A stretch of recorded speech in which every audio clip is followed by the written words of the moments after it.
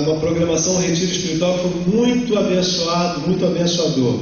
O grupo saiu na sexta-feira, já volta de 11 horas da noite, 23 horas, e retornaram, o grupo retornou por volta de 1 da tarde aqui. Eu vou pedir que os meninos e meninas que foram fiquem em pé, por favor. Quem está aí? E o negócio era estar hoje aqui, né? Eles conseguiram uma boa parte. Estavam em 26 jovens e adolescentes. Nós temos quantos aqui? 2, 4, 6, 8, 10, 12, 13. Tem mais aqui? 14, 15. É uma boa parte, né? Nós agradecemos muito a Deus a vida de vocês. Domingo que vem eles vão contar algumas coisas engraçadas que aconteceram, né? Que eles sempre gostam de ouvir. E vamos ver algumas fotos também. Vamos agradecer especificamente a alegria, dividir com eles a alegria de tê-los nesse ministério. Aproveitando esse momento, eu queria fazer um apelo, papai e mamãe, você que tem adolescente, junior, jovem, podem sentar, queridos. O lugar dessa garotada é na igreja, é o melhor lugar que tem. Pode chorar, mas então oriente, trabalhe para que ele esteja aqui no lugar certo. Nosso foco é no horário da EBD, na Escola Bíblica Dominical. Nós queremos concentrar a atenção, inclusive as classes vão estar unidas para nós fazermos um grande esforço para mobilizar a nossa juventude. Temos nossos programas também de uniões de treinamento no horário de 18 horas. É importante a sua participação aqui também, tá bom? Agora quero convidar que você abra a sua Bíblia na passagem de Isaías capítulo 6. Isaías capítulo 6, versos 1 a 8, vai nos referendar a reflexão dessa noite. Isaías capítulo 6, versos de 1 a 8.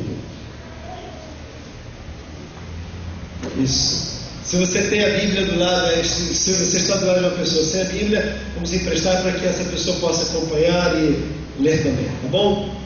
Achamos? Ótimo. Estamos preparados? Então vamos lá. Eu vou ler, queria que você acompanhasse com o colega do lado ou com a pessoa próxima a você. No ano da morte do rei Uzias, eu vi o Senhor assentado sobre o alto e sublime trono, e as abas das suas vestes enchiam o templo. Serafins estavam por cima dele, cada um tinha 6 asas, com 2 cobriam o rosto, com 2 cobriam os pés e com 2 voavam.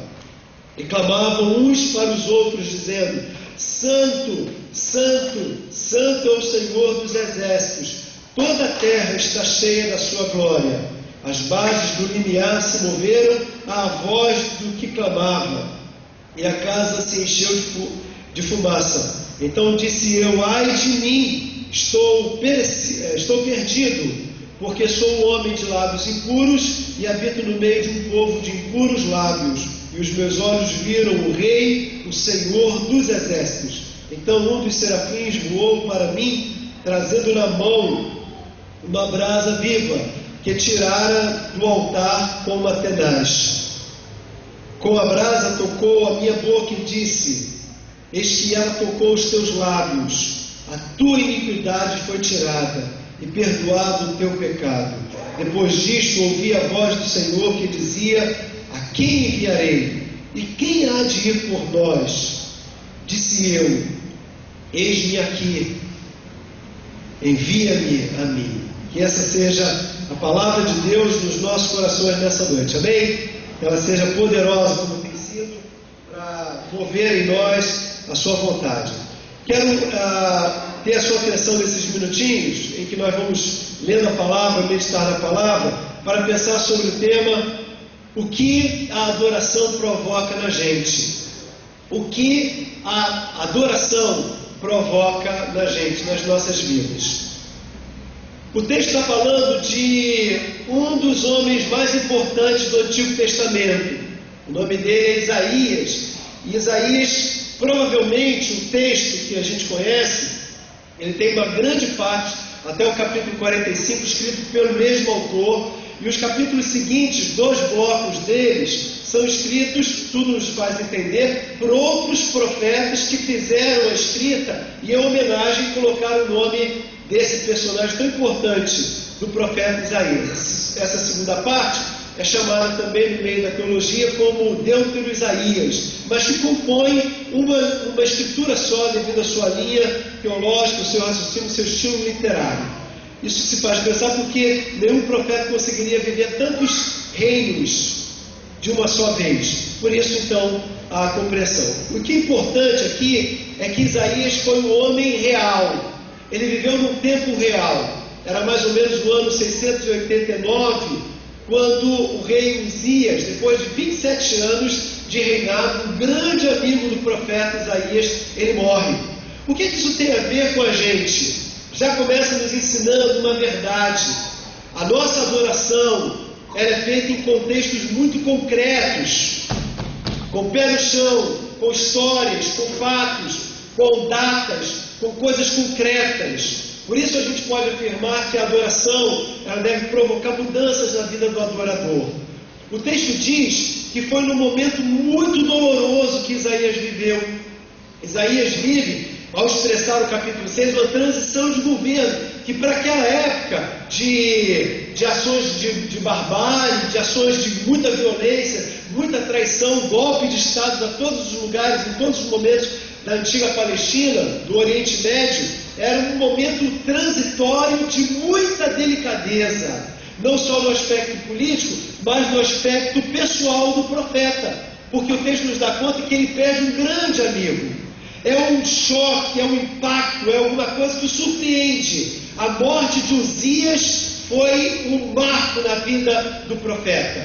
E ele, então, em perplexidade, ele entra no templo. Não era dia de culto, não havia celebração. Ele consegue a chave, abre o templo, aquele grande santuário, e em algum lugar, ele perto do altar, ele se rende, se prostra. E eu imagino, o texto não diz, mas imagino que Isaías chora profundamente.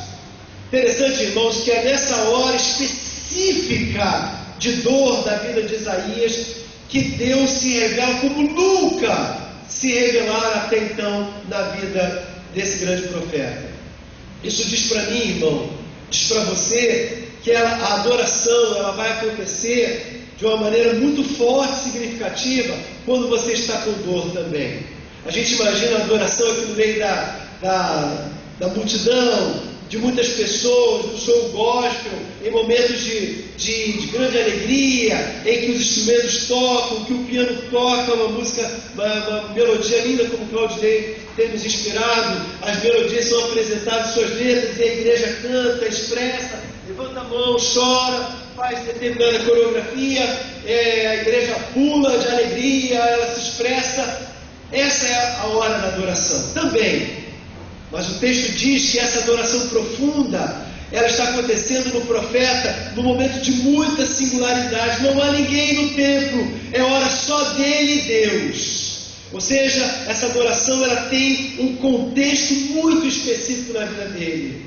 E provavelmente, irmãos, essa seja uma ótima oportunidade para você também adorar a Deus. Ainda que no meio de uma pequena multidão como essa aqui, mas você erguer no seu coração, no meio da sua dor, da sua perplexidade, das suas indagações, das suas interrogações, quanto às questões futuras a serem resolvidas, esta é a hora de você entrar em adoração. Porque a adoração não é uma coisa mística, praticar um choque, passar um vento, uma emoção em você chorar, mas é coisas concretas da vida, do feijão com arroz, da hora do vamos ver, é que essa adoração vai ser significativa. Quando Isaías entra assim, interessante que ele tem uma compreensão do mundo espiritual, mas ele tem uma compreensão também do mundo real. A gente não encontra Isaías como um lunático, um fanático, um cara fora de órbita. Não, ele é um conselheiro do rei, ele tem um raciocínio lógico, ele vê estratégias políticas. Ele é um profeta, um homem de Deus coerente. E esse homem coerente e racional, ele nos depõe, ele nos testemunha no versículo 3, que no verso 2, que enquanto ele está adorando ao Senhor, ele viu, verso 1 ainda, ele viu o Senhor sentado no alto e sublime trono, e as abas de suas vestes enchia o templo.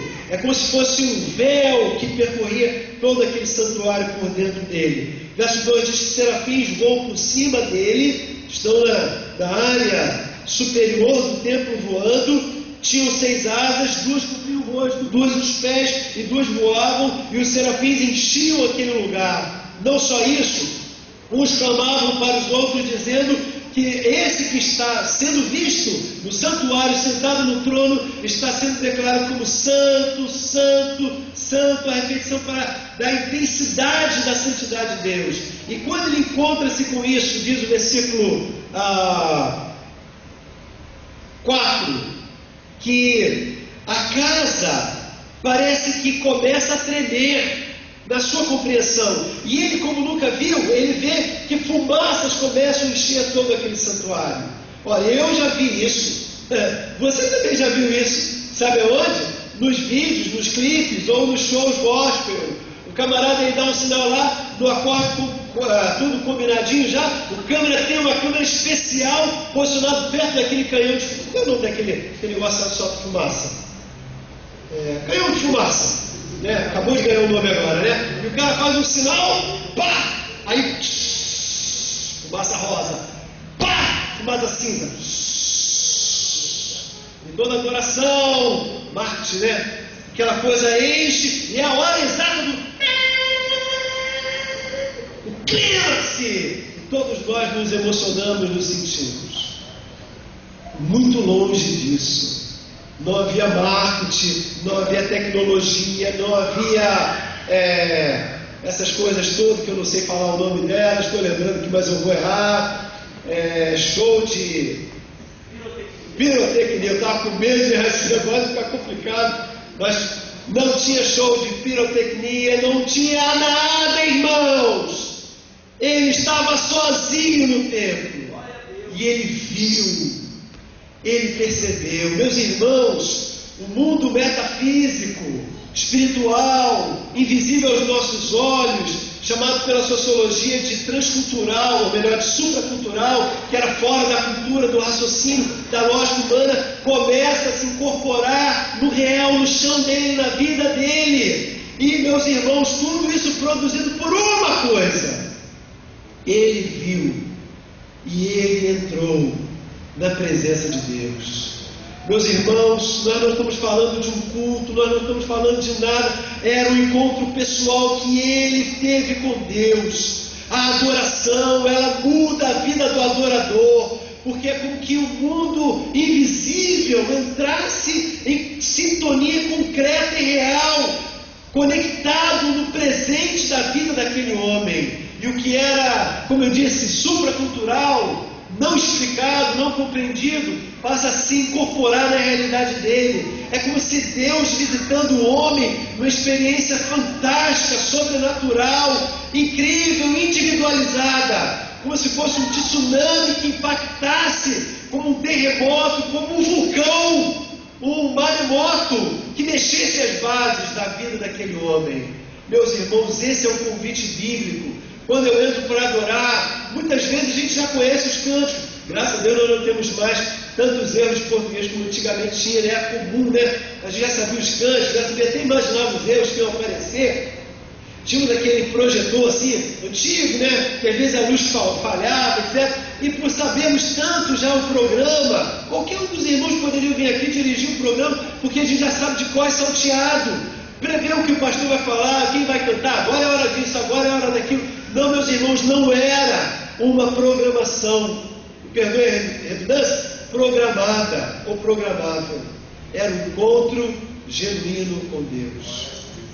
Você, adorador, está sendo chamado para entrar agora na presença desse Deus e de uma forma não programada, experimentar isso na sua vida. É um contexto em que fala que há uma dor, há uma angústia, há uma interrogação quanto ao futuro daquela nação. Há um contexto histórico que fala que não é uma hora boa, mas é a hora boa de Deus visitar a cada um de nós dentro da sua própria história específica. Um ano, uma data, um encontro marcado por Deus. Por essa razão, meus irmãos, a adoração ela deve provocar uma mudança, um encontro radical, tão radical, que mude a vida do adorador. Nós não conseguimos entender, não entra no raciocínio de qualquer ser humano que conhece Jesus. Um crente, irmão, que entra desde os 5 anos, dos 10 anos, dos 30 anos, dos 40 anos, dos 70 anos, diariamente ou dominicalmente na igreja, e sai do mesmo jeito. Porque a Bíblia diz que quando o adorador ele entra e ele permite essa visitação do Senhor na sua história, no seu contexto, este é o impacto que a adoração faz na sua vida. Meus irmãos, eu tinha 17 anos. Quem que tem 17 anos? Cravados. Legal. Fique em pé, queridas, as 2 meninas ali. Fique em pé as 2. E temos 3. Tem até mais, né? Ah, legal. Olhem para essas moças. Eu tinha a idade delas. Podem sentar. É a minha história. Pode sentar, Letícia. Isso. Você também. Não é a história delas, é a minha história. Eu tinha, irmãos, todo o estereótipo de um bom menino. E eu era um bom menino. Frequentava a igreja religiosamente, estava na igreja, na embaixada, nos ensaios do coro de adolescente, liderava até grupos e ações, etc, etc. Mas eu não conhecia profundamente a Deus. Eu conhecia pela lógica do raciocínio. Vamos ver? 2 mais 2 dá quanto, irmãos? E era assim que eu compreendi o Evangelho. Porque o Evangelho ele tem uma compreensão lógica. Mas, meus irmãos, quando ele visitou o meu coração, eu já falei para os irmãos, eu subi naquela ponte em Bangu para dar fim na minha vida. Deus me salvou dali, me tirou dali, me levou para a praia de Marambá em Niterói. E naquele encontro as pessoas estavam adorando, enchendo aquele lugar de adoração. Eu que me julgava um bom batista, um bom religioso, um bom conhecedor da Bíblia, como era uma organização, uma comunidade de recuperação de viciados, drogados, de homossexuais, etc. Eu, quando me convidaram, eu pensei que eu ia participar de uma ação para evangelizá-los, porque eu levaria a minha Bíblia, meu conjunto de experiências doutrinárias, etc.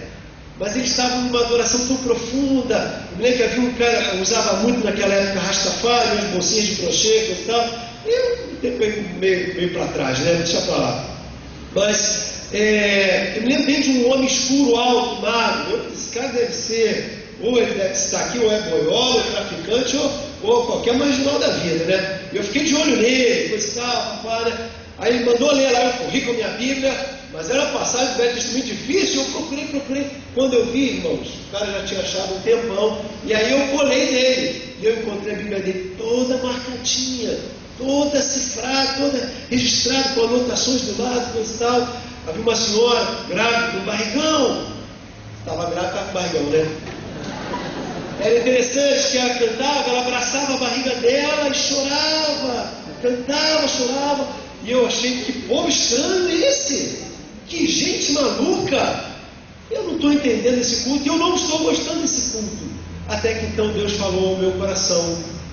E meus irmãos, eu não me lembro direito se ela estava pregando, o que ela estava profetizando, o que ela estava fazendo, mas ela disse com toda clareza, dentro de mim, ela disse que nós temos aqui um jovem que veio do outro lado da Baía de Guanabara, e que esse jovem veio de um lugar muito ruim que ele não quer voltar. Eu sabia que era comigo, eu sabia que era aquela ponte em Bangu. E ela disse, ou esse jovem se acerta hoje com Deus, agora com Deus, ou esse jovem vai voltar para o mesmo lugar. Meus irmãos, eu não queria voltar para aquela ponte. Eu comecei então a abrir minhas guardas, minhas autodefesas, meus preconceitos, e comecei a ouvir e notar que Deus estava naquele lugar. Aquela mulher começou a pregar. Parece que ela falava só para mim, contava meus pecados, passava, eu já não ouvia o que ela falava, mas era um filme que passava na minha frente, irmãos. Eu como um bom religioso, mas com o coração dominado da minha própria vontade, do meu próprio querer, eu mandando na minha vida com bons hábitos, mas com o coração meu, só meu. Eu com 17 anos entendi que eu deveria me quebrantar diante do Senhor. Que a igreja começou a cantar o Salmo 116, amo ao Senhor porque Ele ouviu minha voz, cordas da morte me cercaram, angústias do inferno se apoderaram de mim, então eu clamei dizendo, ó Senhor, livra a minha alma. Eu conhecia aquilo, mas eu nunca tinha cantado com Ó Senhor, livra a minha alma. E Deus livrou a minha alma, irmãos. Glória a Deus mesmo. Porque Deus livrou a minha alma, irmãos. Você sabe, eu desci daquele galpão velho, uma cooperativa de agropecuária que eles se reuniam ali. Uma escada tosca, humilde, muito simples aquele lugar, mas eu não sentia minhas pernas. Eu estava impactado pelo amor de Deus. Eu cheguei para o meu grupo de adolescentes da igreja Senador Camará, eu contei para eles com tanto fervor, irmãos. A gente ia para Campo Grande, voltava distribuindo folheto. Eu namorava uma menina nessa época e ela logo deu um chute, né? Porque eu só queria evangelizar e íamos tomar sorvete no final do calçadão, ia distribuindo folheto até o final, voltava, pegava o 864, distribuindo folheto, dava uns beijinhos também, né? Mas só queria aquilo. Eu estava impactado por essa onda, esse tsunami de amor que invadiu minha vida. Meus irmãos, eu nunca tinha experimentado aquilo. Olha que eu era crente antigo de igreja, crente já de 17 anos, desde a barriga da minha mãe, mas eu não conhecia Deus. Meus irmãos, a adoração, ela impacta e muda a vida de um crente. Por isso, meus irmãos, nós não conseguimos conceber como uma pessoa vive 30 anos na igreja e continua endurecido para algumas coisas que Deus quer fazer na vida daquela pessoa. Esse texto está denunciando, está expondo, está despindo quando nós endurecemos a nossa vida e na presença de Deus ele continua sendo uma mera religiosidade, um programa de domingo. Em segundo lugar, a adoração também faz em nós, não só faz a mudança na nossa vida, mas a adoração ela provoca mudança no nosso caráter, no nosso DNA. Você sabe que diante da prostituição não tem nada. Pastor, não tem diácono, não tem culto, não tem Bíblia, não tem religiosidade, não tem culto, não tem pertencer a esse ou aquele grupo, nada detém. Porque é um vírus que come a gente, come a nossa alma. Diante da oportunidade de a fofoca, meus irmãos, nós não temos... É um negócio que arranca a língua para fora e a gente fala. Meus irmãos, diante da maledicência, diante de todos os pecados, não há religião que tome ou domine ou controle o ser humano. Quartas-feiras, Leonardo está ministrando um estudo excelente sobre as bem-aventuranças. Ele falou sobre... Eu esqueci qual é a bem-aventurança. Ele fala sobre o domínio próprio. Ajuda aí, Leonardo, escola, cadê o... Oi? Fome e sede de justiça. Esse que fala que é fome do domínio foi anterior, né? Ele vai lembrar, ele vai me dar cola. Mas uma das características da bem-aventurança fala sobre o homem estar sendo dominado por Deus. E a ilustração é como se nós tivéssemos aqui um poste, tivéssemos um arraial, um cavalo, um animal selvagem, aquele cabeludão, que ele é selvagem mesmo. Aí o domador amarra um cabresto na boca dele, freia o seu corpo, o amarra no toco, que é intransponível, e esse bicho rebelde corre, se fere, sangra. Ele é um animal selvagem, indomável, impossível de controlá-lo. Aí ele cansa, cai desmaiado. O domador o alimenta, o fortalece, ele levanta de novo e corre, sangra, se fere, e vai dia após dia até que ele vai cansando, deixa o domador se aproximar dele, acarinhá-lo, dar comida na boca, afrouxar o freio, gradativamente tirá-lo do freio, até o animal se render, e colocar, como é o nome daquele negócio? Oi? Parcela, fugiu também. Aqui esse pessoal de gravata branca são os nossos universitários, né? E aí então permite gradativamente que o treinador, o domador sente no animal, ensina, e ele aprende a galopar, fazer os movimentos, e ele então finalmente é domado. O que você tem dentro de você é um animal impossível de domar. Você, querido, você, irmã, você, pregador, o que todos nós temos dentro de nós é um animal, acredite, indomável por conta da nossa natureza. Mas a palavra de Deus diz que só há um jeito desse animal indomável, o eu, ser amansado e controlado pelo Espírito de Deus, quando ele se encontra e se rende em adoração.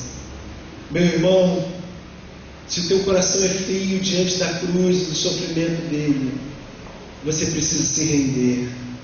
E talvez para você eu esteja falando inglês, japonês, aramaico ou qualquer língua incompreensível, mas eu quero lhe dizer que hoje o que a gente mais precisa é de adoradores que permitam Deus moldar o seu caráter. E só essa experiência singular com Jesus, diária, de dia após dia, tomar a sua cruz, se submeter ao seu senhorio, morrer, matar o seu velho homem, é que permitirá você vencer a sua fraqueza, que agora você sabe do que o Espírito de Deus está falando no seu coração. Por isso, meu irmão, quando alguém entra em adoração, muda a vida e muda o caráter. Isaías disse: porque agora, quando eu te vejo, tua santidade, que tu és santo, santo, santo, eternamente santo, eu sou eternamente pecador, habito no meio de um povo de impuros lábios, e ai de mim, que dor de morte, porque eu vi a tua glória, porque eu habito no meio de um povo de impuros lábios. Nosso discurso, irmãos, é porque o mundo jaz no maligno e nós estamos reinando, porque temos a fé, nada nos abalará. Isso é uma mensagem do diabo. Você não tem nenhuma proteção em você mesmo, na religião, em ser batista, pentecostal, assembleano, qualquer coisa. A tua proteção é você estar debaixo da potente mão de Deus, andando reto diante dele, colocando a tua alma no reino dele, não no mundo, não nos prazeres desse tempo. Você não está sendo tirado dos prazeres desse tempo, porque Deus quer te dar isso também. Mas, meus irmãos, o foco, o centro, a tua alma, a tua paixão é se encontrar dessa forma como Isaías teve com Jesus. Em último lugar, a adoração não só muda a nossa vida e o nosso caráter, mas a adoração, ela provoca uma resposta no adorador. Sobre o nosso caráter, é interessante que diz que a palavra, que só quando ele se rendeu assim ao Senhor, é que Deus diz na sua palavra que um serafim foi lá com uma tenaz, tirou a brasa e tocou nos lábios do profeta e disse que os seus pecados estavam perdoados. Glória a Deus, porque o teu pecado pode ser perdoado. Glória a Deus, porque o meu pecado, ele pode ser perdoado. Mas ele não vai ser perdoado com sua retidão, com sua bondade, com seu bom comportamento. Ele vai ser perdoado com a sua rendição.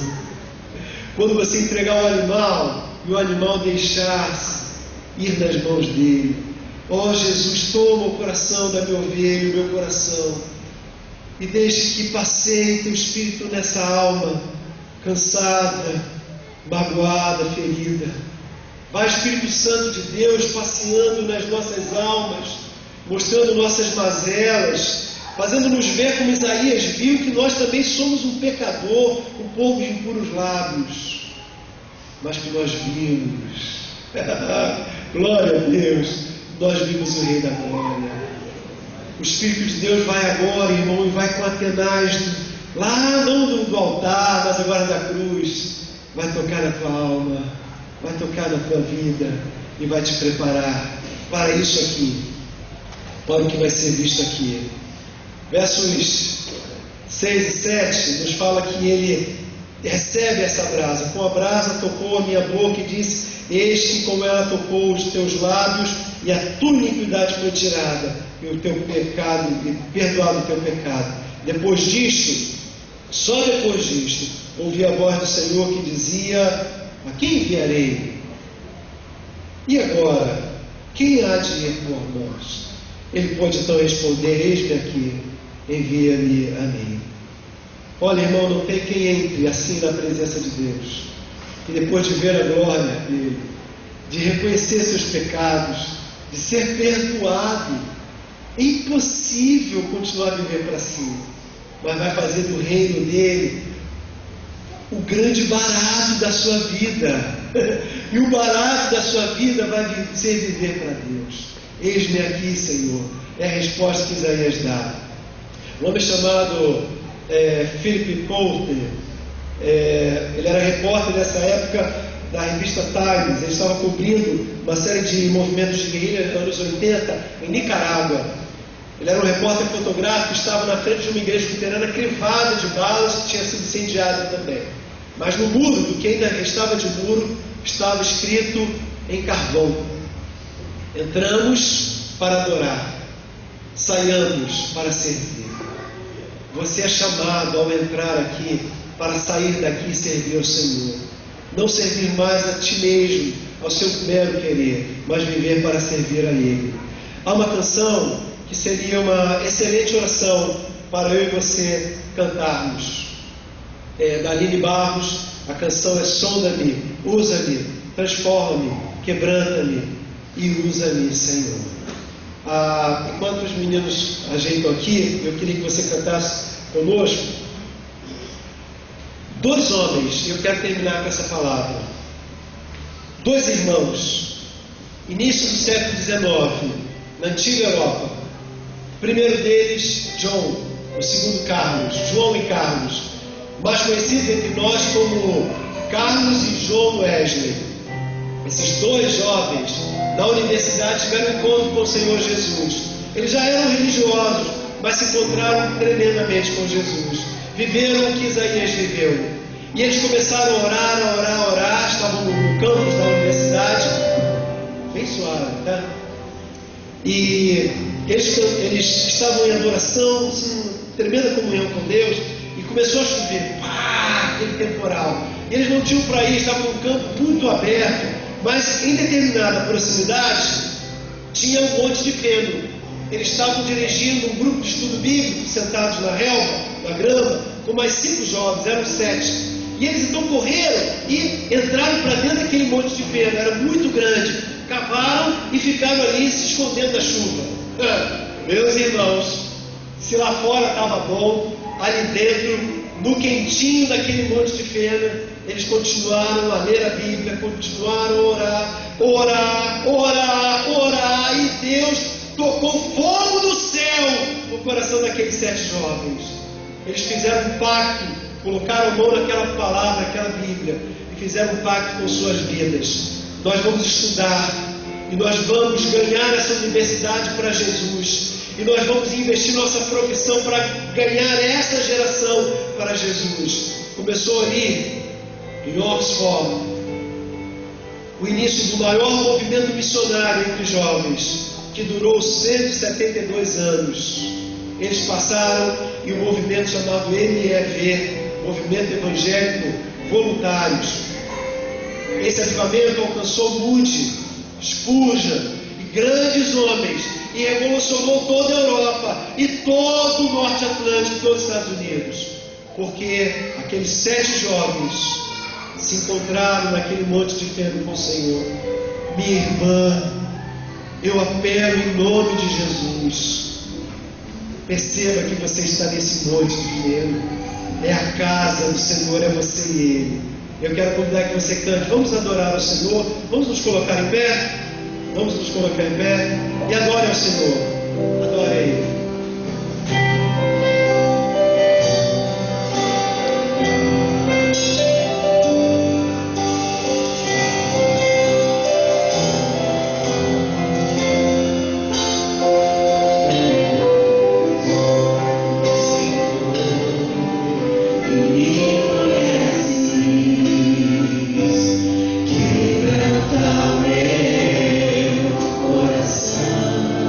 Cante com sua alma.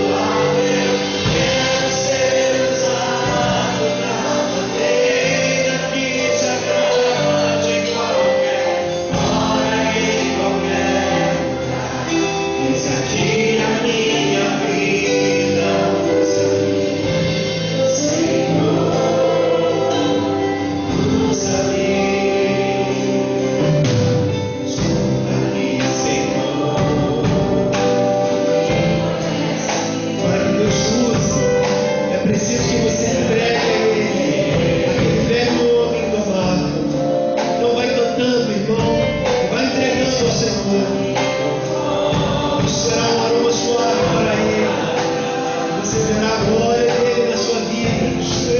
Glória, glória, glória em nome de Jesus. Ele vai entrando em áreas novas da sua vida. Tudo no altar, para a glória dele. Toda a sua vida no altar. Glória ao Senhor.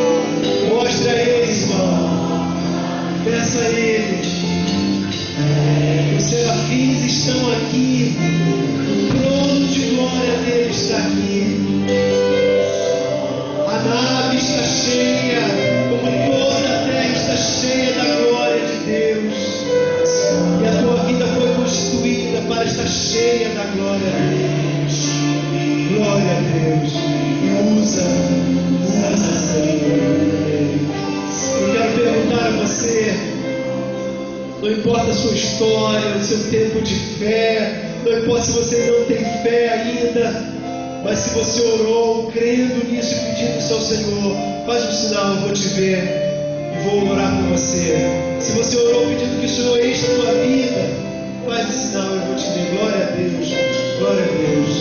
Senhor, esteja visitando a tua igreja agora e ministra com o teu Espírito Santo essa palavra, para que ela entre, fale fundo no nosso coração, vá lá na divisa entre nossa alma, o nosso interior, o nosso coração, e vai ministrando essa palavra, Senhor, para que a tua glória, o teu Shekinah, não esteja só agora, mas como sempre, que ao longo dessa semana nós vivamos para servir ao Senhor, porque nós entramos para te adorar, e nós sairemos para te servir, para a honra e glória do Senhor.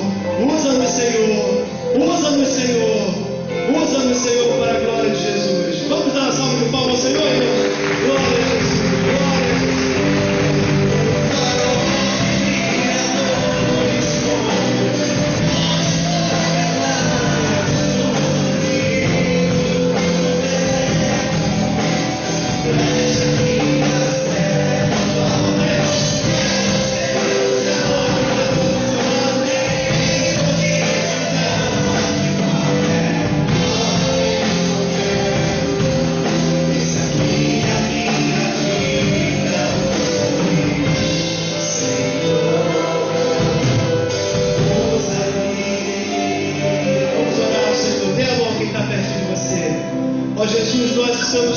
atenção, fazendo a oração dessa noite.